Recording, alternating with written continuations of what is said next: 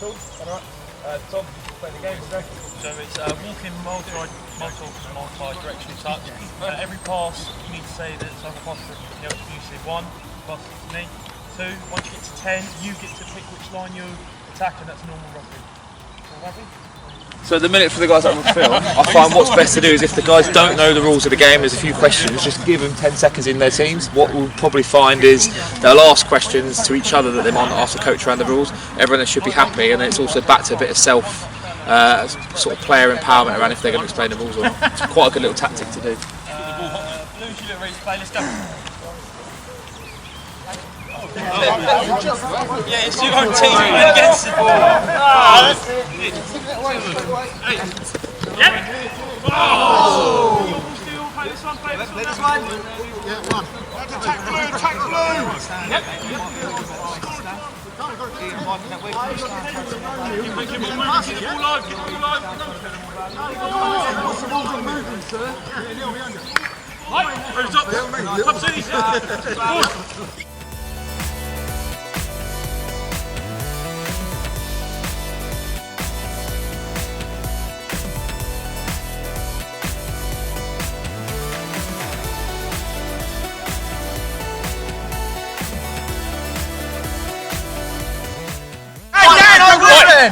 Yeah, it's Blues, play this one. Blues are in. Okay, just stop there, just stand still quickly. So observations being, I've asked a couple of people a question. What was the question that I asked? The gentleman there, I asked you a question, didn't I? What did I say to him? Didn't hear it, okay, cool. I think who else was that I spoke to? Yourself. Brilliant, so off the ball asking that question. So at the minute where we are, the ball tends to go over here. Where does everybody do? Goes over there, so this is kind of like going back to under 7s, under 8 stuff. All I want you to think about now is if you haven't got the ball, where can you stand to be in the best place? Where can you add the most value to your team? You ready? We're going to play now. Off we go. 2, 3, 4. Off the pitch, new ball here for the non-bibs, let's go. Yep. 2, 4, 5, 6. Nice, this is much better. Much better space over there, mate. That's a brilliant spot. Give this player the ball. That's brilliant. Well done.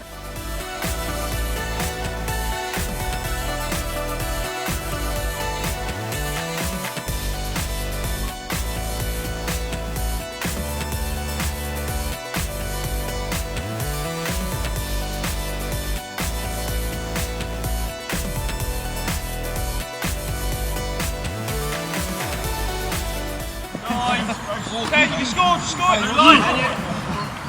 Okay, guys, I'm just going to chuck a couple of changes in quickly because I've got a pretty good view from here that I can see being a co-coach. So, the rule is going to be now, Tom's doing a lot of talking, he's getting out of breath. So now, the rule is if I pass you the ball, you have to say the number, and it has to be the person that catches it that says it.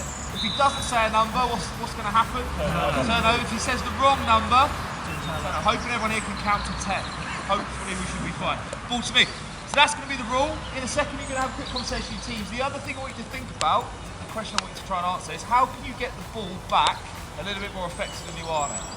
So have a conversation with your teammates. How can you get the ball back more effective at the minute? So I think the attacker having a little bit too much success for now.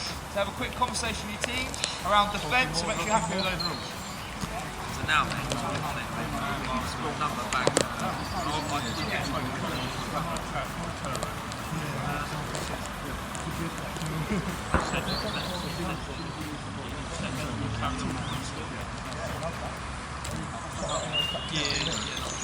Any more excuses? So once again we just decided to progress the game because they're getting the hang of that one and trying to get the players into it a bit more. Something I'll always do, these player-led huddles work quite well. In terms of co-coaching, it was me that decided to put that rule change in because I've probably got a better view than Tom. Tom's right in the middle, he's coaching, he's leading the game. I can see things that Tom probably can't that can help and benefit. So it's really worth it if you are that co-coach and you can get a better view. Don't be sort of scared or frightened to jump in, freeze the game and change it for the lead, because the lead will benefit that, because as I said, the closer you are to the ball, the worse your view is. If you're quite far away as a co-coach, you'll see more. So hopefully that makes sense. Where can we stand? Turn over!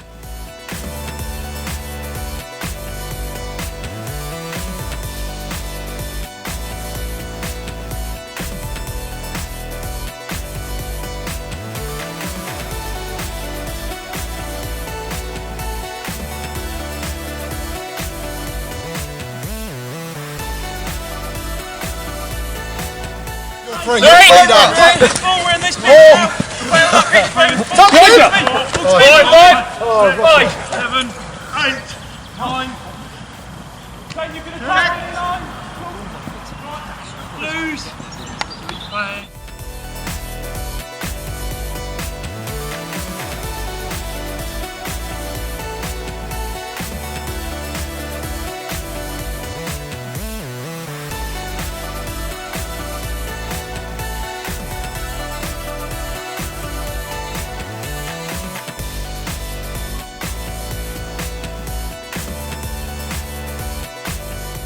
Man catching it, didn't call the number. Okay, guys, just called exercise. That's a good 15-20 minutes. I felt like half an hour for some of you lot, but that's a good 15 minutes done. Hopefully some of you guys would have had an experience there. You've got some observations. Can you quickly just get into group to sort of 2 and 3? If you don't know who's there, then introduce yourselves. Just anything that you've observed in terms of the game, how some of the rules of the game, how we coached it. If you had any feedback per se for yourself, have a conversation with someone next year. You're going to get some feedback in. Yeah, which is cool. Not in the teams, but just anyone. Just anyone, so grab anyone, just some observations, you can take Davey there. Transition between good changes, adapt to situations, coordination.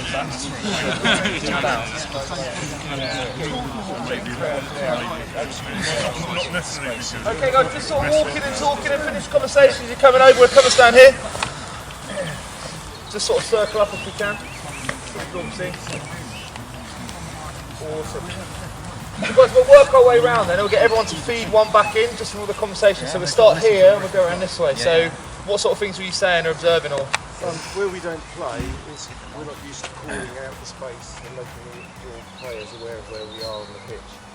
So we're moving quietly, and our opposite numbers aren't aware of where we are, whereas the other people are shouting and calling. Positioning. so what was sorry, let me get to that. You would expect to see more people called in then if they were in spaces where they could add value. Yeah, we weren't calling it in that space. That's a good observation. Was there any coaching that you received at any time to help you change some of that behaviour or not? Be honest, if there wasn't. No. So if there's not, how could either one of us have coached or co-coached better to help you become more aware of it?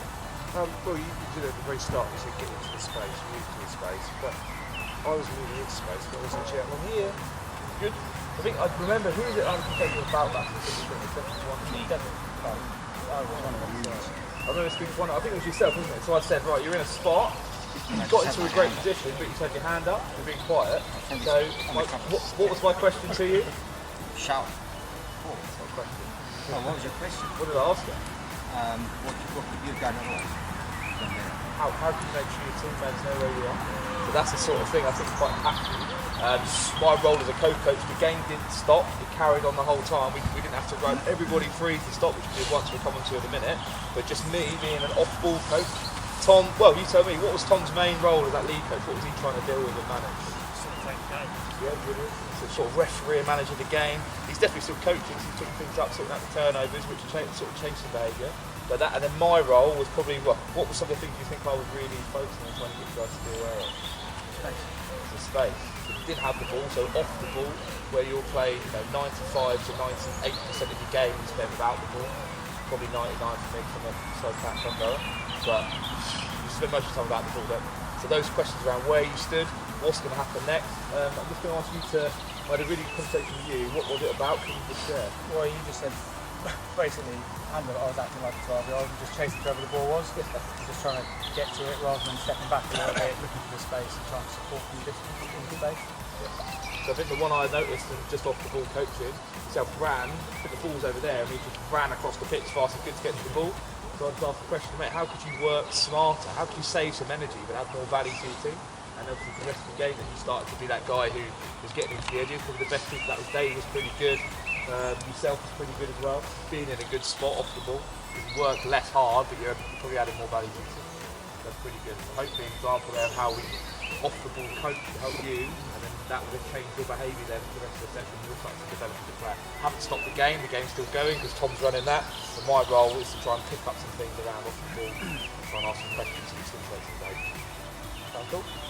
We'll go on quickly. If you're asking about how he approached the session of that, and I don't know whether it was by design or not, but I felt that when we started the game, there wasn't a full understanding on everybody's part about what the rules were and what we were supposed to be doing.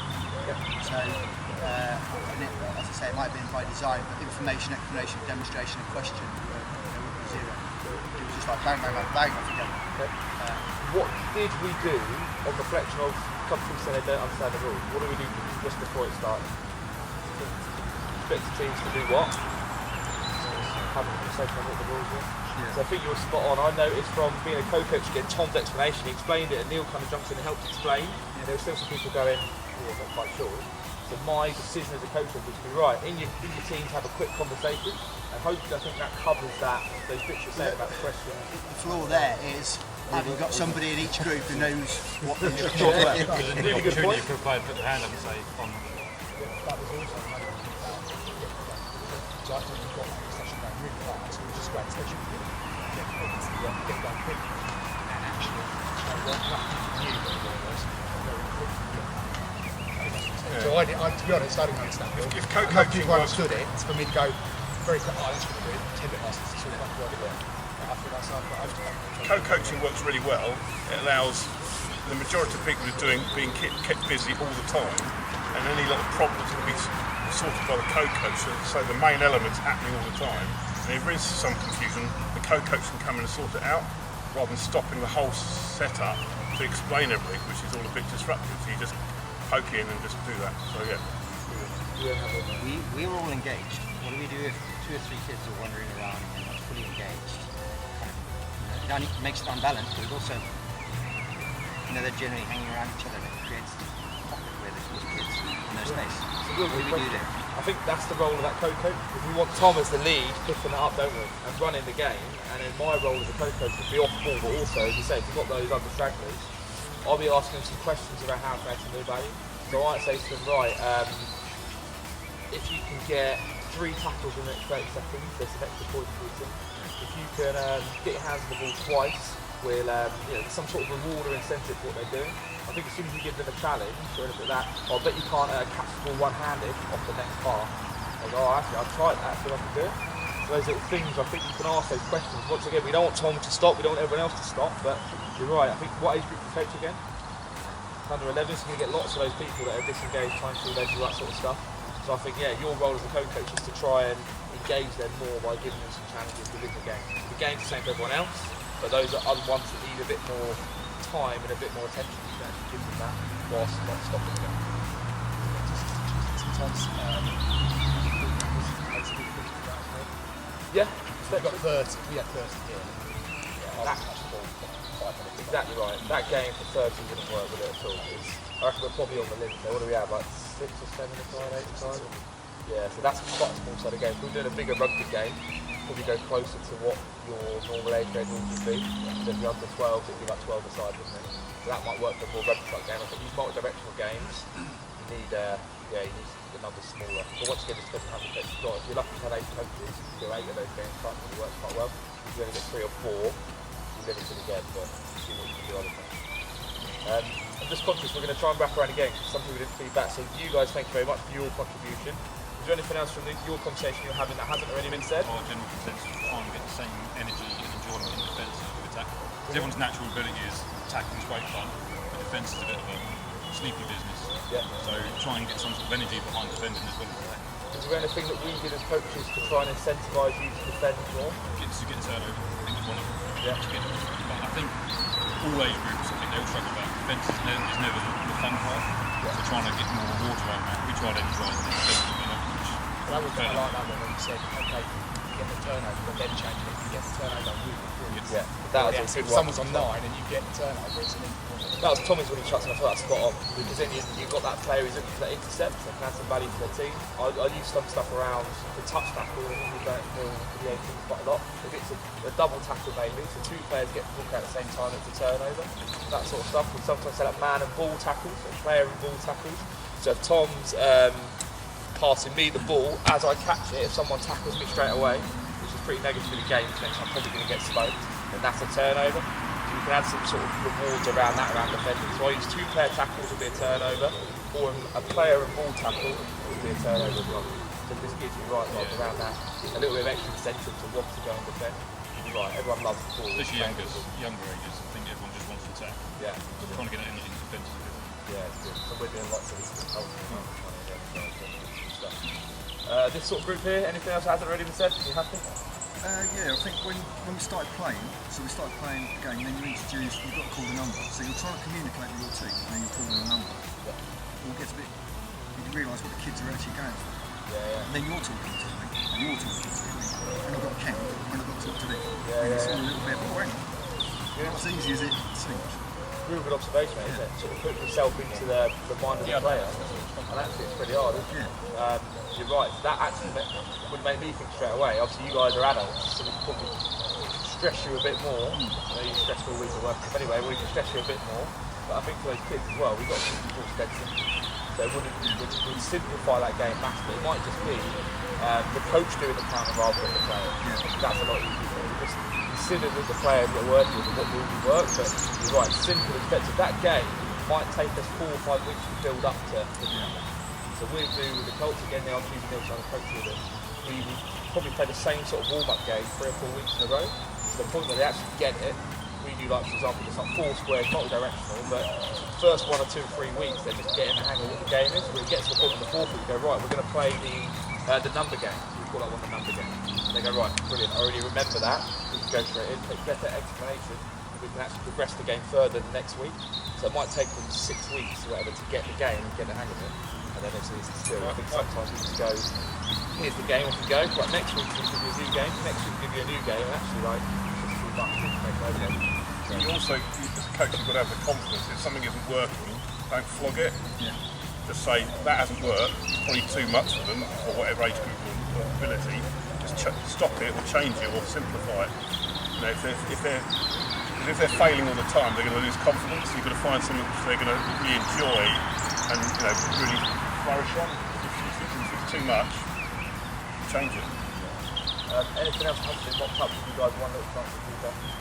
I think that like one-on-one coaching that doesn't stop everything is really valuable in terms of we haven't really been doing as much as we should have. And we tend to do is like freeze.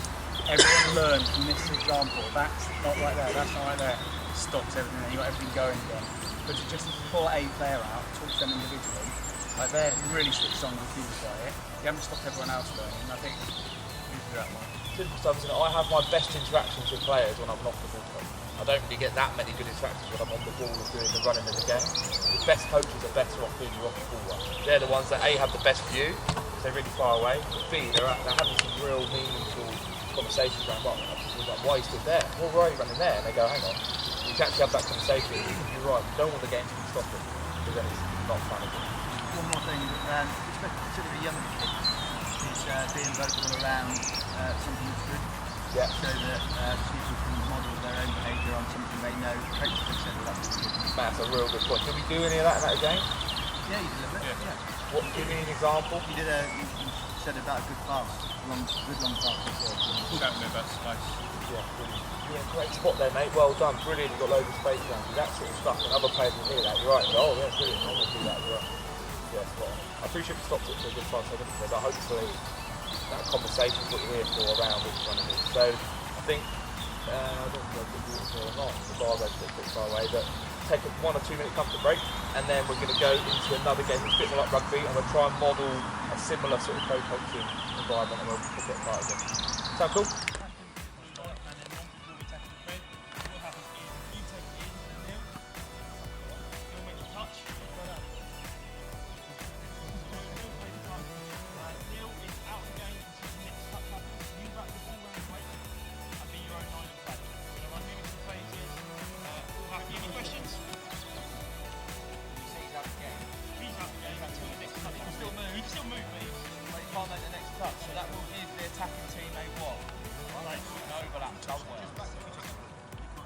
Take 10 seconds, make sure you're happy with the rules again.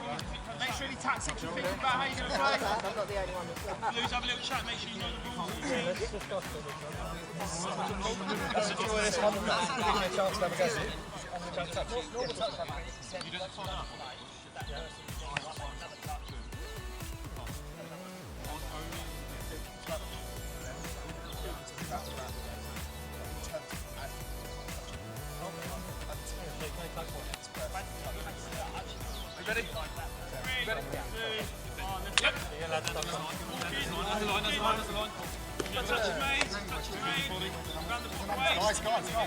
Come left. Hold in the middle, hold in the middle.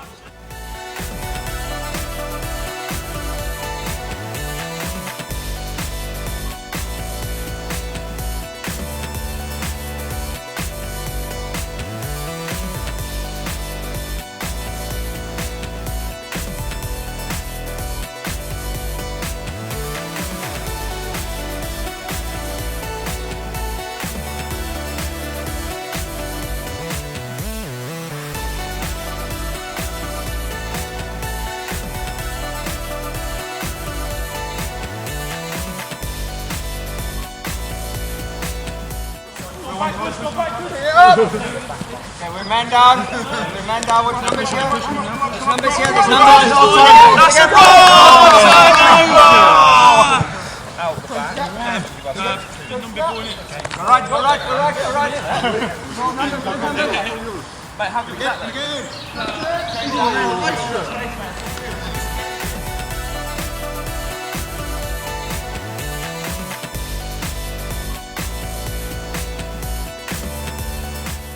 Really want that first is really important. I've seen it a couple of times. Back to the ball there where we were. Ian was this side. Cool. So this has happened a couple of times. I think there's half an opportunity this way. Okay, so this has happened 2 or 3 times. I've stood in the back and I can see it. Even you're right, mate. There's over there. Because you've got the 2 greens, it's giving you what? Overlaps on the edges. How can we be better then as attackers in terms of getting the ball to where that is? What sort of things do we need to happen? Scanning. Okay, so we need who to scan? Attackers. The outside. All the attackers need to All know the this. attackers, but let's be really clear. The people that are furthest away need to be looking. You've got to be looking with the ball as well. Okay? If you are the widest players, what can you start to do? You can definitely start to call, and then that message can get echoed. At the moment, I haven't seen that. I'll just be off-ball coaching for Tommy. If there is huge opportunities and we miss it because the ball carrier hasn't looked and our support players haven't called for it and said where the space is, then it'll just be a turn. Come there. We're going to replay 3, 2, 1. Take it right. Walk it up. Tackle that. Back around. Wheels out the game. Numbers this way. Tackle there, Bob.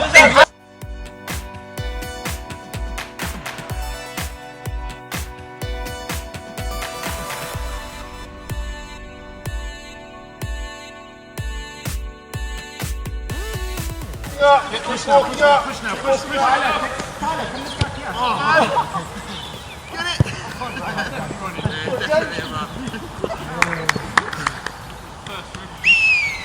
Guys, I'm just quite conscious of time again. Can we have a similar sort of scenario as we had before? We might be called to find something different this time. Just anything that you observed again with how maybe we co-coach well, not so well, slightly differently to before. Some of the things we're trying to draw out. So groups of sort of 3s, 2s or 3s. Have that conversation. Anything you observed as a player is cool.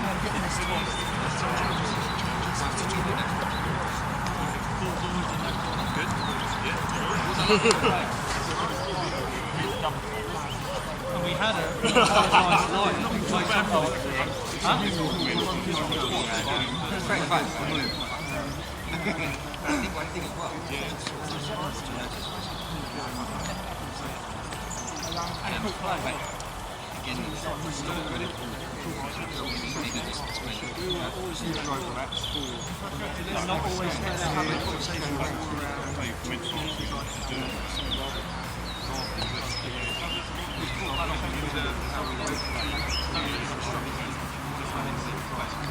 Cool. Happy with that? What sort of things you guys were saying here? Good, I appreciate that. Yeah. It's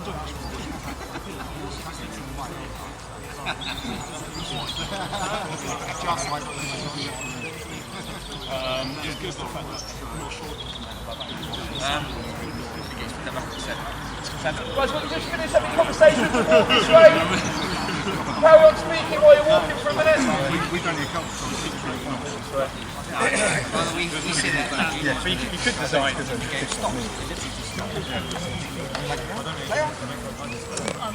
Okay, We'll start this side this time, and we'll just rotate around. So in your groups, just one of the things you were talking about, and we'll just, if there's questions to ask during the same sort of format as last time, I'll just try and pick this apart, put a bit of learning in. So, We're talking about mixed ability, so there's quite a few knock-ons in a mixed ability group, but to keep the game playing, you just say didn't see it or they went backwards and allow the game to flow, because if you start picking on people all the time and knocking on, they lose heart and they don't want to do it.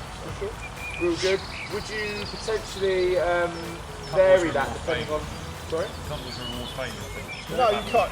It's depending on. I'm talking about this, this, and this, That's and then the point I wanted you to bring. and then hopefully, if there's a problem with his technique, that's why you take him away and improve the technique, whether it's catching or passing, and just say. Spot on. We're dealing with pretty low ability group tonight, so yeah, we'll let the knock-on go. That's where we are. Cool. But yeah, really good point, man. I like it. Actually, can let things go because we're probably trying to get something else out of this game. It's not necessarily their catch-pass skills all the time. Even though that's really important to say, we don't reward failure, but for the sake of someone quickly dropping it and picking it back up and going, we'll probably get more out of our session for that. But obviously, then tell them. Say, look, that one's sliding. Just play on. Next time I'll blow. Spot on. Did you anything about the way it was coached and stuff? Well, I suppose that is the way it's coached, wasn't it? Anything around co-coaching? Or any observations in that? The game design? Well, just the energizer. So, exactly energizer. So that makes us work a lot harder trying to get to the first position. Also turning it over in a try scoring position. You know, turn over and then everyone's just got it, because everyone's just thinking, oh, it's a try, everyone relaxes. Then you turn it over and then suddenly everyone's got it. Good, thanks for that, guys.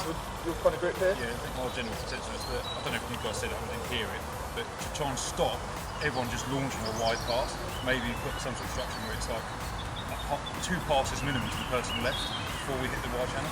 Because I was just saying to these guys, we wouldn't coach that just to be going 30 metres across the pitch. So maybe try and, I don't know what you need to do, something where you hit one man before you can go wide, or something like that. It's a real good observation. Every young player just wants to go. What did so Tommy was leading that game really again, wasn't he? He was our lead and on-ball coach. He was picking probably more stuff around the ball manager the game. My role as an off-ball coach, can anyone tell me the sort of things that I was trying to coach as an off-ball coach? You were trying to get it to go wide. Once you said you've got the overlap, go wide, then stop sort of cuddling and ramming it up the middle and then start spreading it out and looking. You said scan, or I'm going to penalise you to turn it over, and then all of a sudden he starts looking. Definitely, real good observation. How did what tool did I use to try and get you guys to change your behaviour in that? So you can decide, like, think about the right position, like that, doing anything in that position. If I come back, I then have more access to space. Brilliant. Onto the ball. So the couple of things I observed is, first of all, we're missing those opportunities in those wide spaces. So I decided the best thing to do, because there were so many people that were doing the same thing, my best course of action was the freeze frame. Obviously I've got a better view than Tom because he's in the mixer. I'm further back, I can see a bit more. So my choice to freeze frame is probably right. Me and Tom work together in terms of coaching. He knows that it's not an ego thing. I'm just jumping in there. I'm freezing it because I've got the best of you, which is good, and how we'd expect our co-coach to do it. So that's how I tried to deal with that one, you're right. And I hope we sort of saw some behaviour change after that intervention was made. And we started to get off-ball players, starting to communicate more where the space was, and people on the ball having a look to see where the space was. So hopefully there's a subtle change. But that intervention was quite good, because the fact that you said, if you don't scan, brilliant, I'm going to penalise that by turn up. And actually you didn't have to, I don't think you penalised anybody for it, because we instantly went, right, we've got something we've really got to work on. Yeah, brilliant. And then the consequences there, isn't it? So that's what's going to start to coach as well, the consequences there. Spot on. The other thing I did was I had a conversation with Dave and Ian about a very similar thing. So I observed that both teams in attack did what the whole time? How did you talk about our attacking position? What was it like? Flat and sorry? There's nothing really. Yeah, just one line. So you're right, we're probably getting into that situation where we're throwing those massive 30-metre passes because we've got, if either of us stood like this, I can't really pass to anyone apart from you or you over there. So what did I have a conversation with you both about? Trying to implement a bit of structure with, trying to get the phase through, the player behind, some sort of blocker line, or someone standing in behind the first receiver, something like that. Some sort of structure. So the conversation I had with both of you was just, right, where could you stand to give us another line of attack? It's the question. We both picked up really quickly because we both sort of had played that position before. We're just to stand in behind them. So if I've got the ball, I can pass to Tom, or if Mike was stood in behind there, I could pass to both of you. and then it makes us a little bit better, then we might get some wider players there. So my observation of how both teams were attacking was one flat line, very easy to defend because we just didn't defend you. As soon as we had Dave stood in behind or Ian, we didn't probably get it as much as we needed to, but as soon as we had that, it started to ask more questions of the defensive. But we didn't need to stop the game to go through that and start to tell people to put them into position. We just asked a couple of players to change it. I had a conversation with yourself as well. What was the question? What did I say to you? About the line I was Cool. So we said, predominantly, if we're going to have some players at the back, I highlighted we need some players that are going to knock the door down and run over the top. I think I asked you a question, you changed behaviour, you scored a try straight away. So I don't know if that's just because, that's great coaching. I'll say that as great coaching, but if we start to encourage some of the players to run those over the top lines, we've got an advanced group here who kind of understand this, so running over, we can then get obviously our Ian and our Dave standing behind, and we're starting to attack slightly different, a bit more width, a bit more challenge, rather than one line all the time. We've got a syndrome where everybody wants to score, so there's no passing. So that kind of, how do you break that down? Because then you have players that run 3-4 across and negate all of their players and then run towards the touchline. You can number the players and say you can't score again until everybody else has scored in the team. Be conscious not to tell players they can't do things. If I turn up to my session and I can't score and can't do it, I'll get quite frustrated. I mean, it brings it back to what I was saying. You implement something where you create a pass before you go wide, or something like that. It has to go through the hands or something. You're right, but I think as soon as we start saying that we have to do things, it becomes a coach-centred environment. So I'm saying, right lads, you have to do that. If we're going rugby, they don't have to do anything. So I would say, can we flip it on its head and incentivise them to do it rather than telling them they have to? So that one I would just be incentivising those other. So if I'm a player that scores all the tries, I'll be saying, right, how can I challenge you more and get to other things? Right, if you can get an assist, then it's a double point score. If you can get Tom to score, because Tom never scored, if you get him to score, it's triple points for your team. Start to incentivise that and they can play. Does that make more sense? I think we've got the same outcome, but we've approached it differently. Where we're not saying you can't score, but we're saying, or she can't score. But we're saying that, there's an incentive there, and that might not be enough. We might have to do some other things. Right, can you kick the ball to assist someone to score? Can you throw an out the back pass? Can you do whatever it is? Give them those elements of challenge to try and challenge them a bit more. But let me throw this back to you. What would your approach be to deal with that player? How would you do it in terms of what the topic of this evening around coaching? Taking it aside. Back from the try, so right, keep out here, it's not very good. Well, then, so just as you go backwards rather than just stopping it and doing the front bit. Spot on. The word I'd use is challenge. Right, mate, I've got a challenge for you. Can you ever go at this? Try and do that. That's how we frame it. But I think we get into the trap of going, all right, for the next 10 minutes you can't score. I'm going, what I want to do is score. Now coach is telling me I can't. So we need to just be conscious. We can get the same outcome by approaching it. So does that point sort of makes sense? We were saying around off the ball, we tried to change the attack structure. We did it by off the ball coaching. Who did most of the coaching? Me. Tom did probably little coaching, but he was running that game. But the interactions with me and observations with me. So I actually think, we probably get a situation where we put our best coaches as the lead coach and they run it all.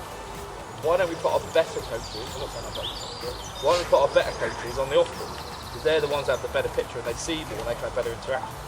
Just something to play around with. Change it, 100%. We're always the same people doing it. I don't know how I've come and seen a few of you guys coach before, but my perception would be it's always the same people that run the game at the end or run this and do that. So can we change that? You're about to say something. No, I'm just saying it's a half of being almost the outside coach. It's like you told me something. That's what was on my mind. I need to try and do something to try and use my feet to something before. Give us the example. What happened and what did I ask you to do? What did I say to you? It's because I was just more sort of running straight into people without actually trying to create big shoulders and just move differently. So from then onwards, I said, I can use my feet instead of just catching the ball and passing. So it sort of reiterates things you already know. But sometimes in the game you're just so stuck in the game. And, not that I haven't played for these, but it was just kind of one of those things you just want to I need to go through, just run straight. Instead of actually. That's a real good observation. I think actually that's worthwhile for everyone. So the game was, if you run as two people, it's a double turnover. So all we did was, I just went up to the mate, you've got to avoid running into two people. What sort of things can you do? Right, let's see next time so you can use your feet, and that's changed your behaviour for the next bit. But that's a real good example of what we're trying to do. The game hasn't stopped, we're still going. You had a think and we're starting to coach like that, which is cool. That's a real good example. Should we go this group and then this group just to feedback any? We've mocked up quite a bit there already. A couple of things we were talking about was when you switch it to like 3 bigs always attacking. Yeah. The attacking team then got it in their mind.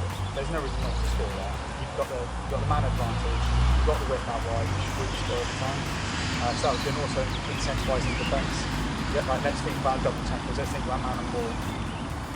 Very good. That's cool. It's like what Dave said earlier, isn't it? We reward that defensive team, don't we? We reward them by making defence exciting. To me, defence should all be about getting the ball back, not just defending until they make a mistake. But how do we get it back? So it's double hits, it's the man and ball tackle, player and ball tackle. It's the interceptions, it's we can complete a breakdown, it's being aggressive with how we press, it's all these sort of things, it's staying connected. That's what makes it a little bit more exciting, doesn't it? Rather than just, you're going to defend and these guys are going to attack, and the reward's all around how many points you score in attack, and never how many points you score. What I did the other day, we were doing this camp, and I just had it where we were only scoring the amount of double hits the defence got. So I was like, right, we're not going to score tries, we're just going to score double hits. Obviously, the players broke my game because they just kept kicking the ball to them, and they wanted to defend, and then they so they just kept doing that. So then I changed it, so I said, right, double hits is a point for your team, or a try is a point for your team. But there's an incentive for both, so you can always score. And not only was double hit a point for your team, it was a turnover as well. So you could then get the ball back on a double hit and then play it and score. You could get 2 points in one go. So that sort of thing, isn't it? How do we make it cool and exciting and rewarding? I'll come back to the point you made around the bigs. Why did I, once again, that was my intervention in that. Tell me probably what's going on. Why did I decide to do that? What do you think I observed? Why did I do that? Not going anywhere. I wanted to make one team have the advantage. I'll be brutally honest with you, we started the game and they had 9 and you guys had 6. So I thought I was going to even it up, but then I thought actually, why don't we constantly give you guys, so you two, I know we changed it, didn't we? So the other 2 guys first, because you were yourself and Gordon. We actually, you could be players that we're trying to work on something in attack with. So actually the session, you're just going to attack because it's really important for you to get the reps of attack. So that might be the reason why we put you two there. Or simply it could be super defenders, do you know what I mean? You're just defending all the time. But we're just because of the reason we're trying to get you guys as many opportunities to rep, attack or defence as possible. I think we can be quite, I wasn't very selective with who I chose. I don't really know you guys are right to chuck this down, but it's a really good point because we've got a problem with like you end up accidentally putting all the fast kids on one team. Yeah. But then to give them an option of like switch them over or if bury the teams or have them always attack or something. Let's give both teams the fast kicks. See what happens. Try score stays over. Yeah. And then all of a sudden you'd find there'd be one kid on the run going, look, I'm on my own now. But because you had all the good players at one point and you've still got the ball. I think it's really cool, but just be conscious of why we're doing it. Don't go, Henry chucked some green bibs in there, let's just go do that next session. Think about why you're doing it, what the outcome is, not just, I'm just going to do it because it looks cool. Yeah. That's a real good example. Yeah, I love that. So actually new players turned up, never played rugby before. Let's just give them attack for the whole evening. So if they're not worried about both sides of the ball, just give them attack. So if they might make it more confusing. I don't know, it's a cool thing. I think that's quite a nice idea. They just love defending. Thanks guys. Anything that hasn't been said, tough has been the last ones. So you listened to feedback from the first exercise and then broke it up to communicate points. So when the feedback was not everyone understood, we went and played after having a quick chat, some rules were changed and so I can go back in with some understanding new conditions. Okay, so it allowed the game to play straight away. Yeah, I use that quite a lot. Go away and have a conversation, make sure you understand the rules, because what am I trying to coach players to be able to do? Yeah, be able to, you know what I mean? Understand if players in their team are struggling and coach them and support them. But actually I'm empowering the players to be leaders and coaches rather than me, everyone coming to me and relying on me to do it for them. So I use that all the time. And I always just say, right, 10 seconds off you go, have a conversation. And then I'll restart the game just by kicking the ball in, because I don't want them to have too long, because otherwise it's not, in a game they're going to have natural pauses, aren't they, when the ball goes out. I think for a game of 80 minutes, the ball's only in play, who knows, how on average, how long the ball's in play.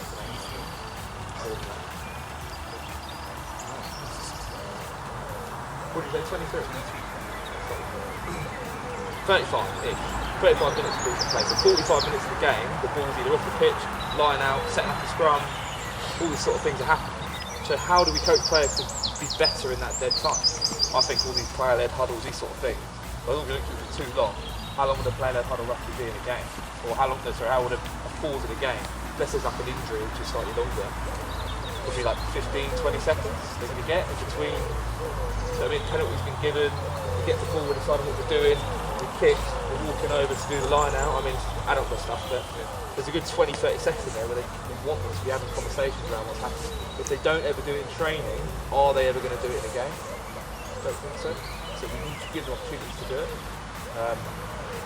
Making sure they don't start not talking about nonsense. If you could go and have a conversation where they start talking about what they had for lunch yesterday, that'd be where I'd interview them again and be like, right, just remind me what we're doing. Right, brilliant. We go in and try and facilitate that conversation. But hopefully we get to a point now where they're talking, they understand they've got that 20 seconds, the ball's going to come in at any point, they're alert. That sort of thing, not like push the England one where the ball just went that big or whatever.